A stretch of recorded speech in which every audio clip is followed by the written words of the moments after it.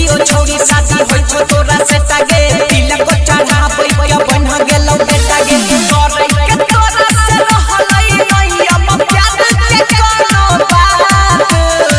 अभी 6 दिन साथ तबले तू क्या ले बात 15 के साथ छिए 16 के सुहाग रात अभी 6 दिन साथ तबले तू क्या ले बात 15 के साथ छिए 16 के सुहाग रात डीजे विकास लीगल सीतामढ़ी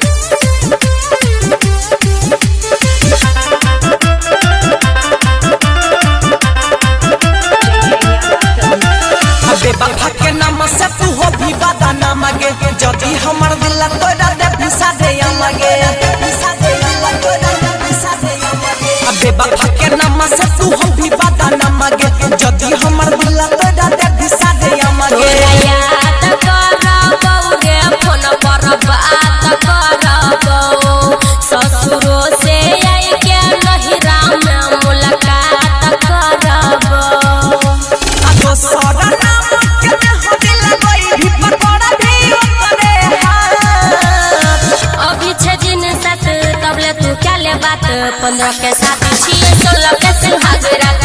अभी 6 दिन साथ तबले तू क्या ले बात 15 के साथ छिए 16 के सुहाग रात डीजे विकास लीगल सीतामढ़ी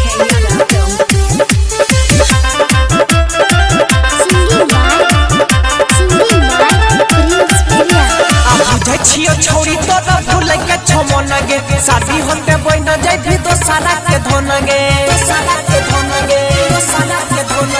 बुझै छियो छोरी तोरा भूल के छमन गे शादी होते बन जाय भी दोसरा के धन गे खयाल तू राख सुमन के चिना ता नहीं कर परी है ने प्रिंसवा जैसे केला कोई धीरज राइटर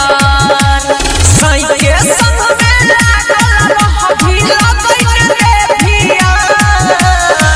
अभी 6 दिन साथ तबले तू क्या ले बात 15 के साथ छिए 16 के सुहाग रात अभी 6 दिन साथ तबले तू क्या ले बात 15 के साथ छिए 16 के सुहाग रात।